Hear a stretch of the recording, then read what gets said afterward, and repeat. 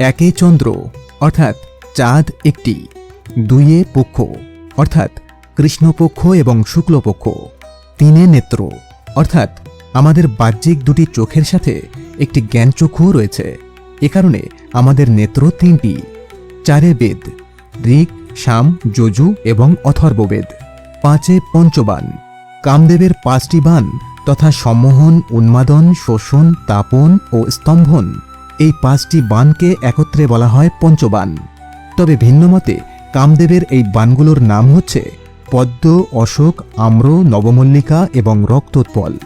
ছয়ে ঋতু অর্থাৎ গ্রীষ্ম, বর্ষা, শরৎ, হেমন্ত, শীত এবং বসন্ত।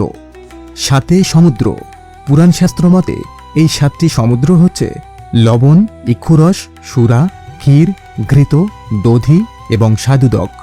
আটে অষ্টবসু অর্থাৎ স্বর্গের ৮ জন বসু দেবতা, এরা হচ্ছেন ধর, সোম, ধ্রুব, অহ, অনিল, অনল, প্রত্যুষ এবং প্রভাস। মহাভারতের ভীষ্ম পিতামহ ছিলেন প্রভাস। নয়ে নবগ্রহ অর্থাৎ সূর্য, চন্দ্র, মঙ্গল, বুধ, বৃহস্পতি, শুক্র, শনি, রাহু এবং কেতু।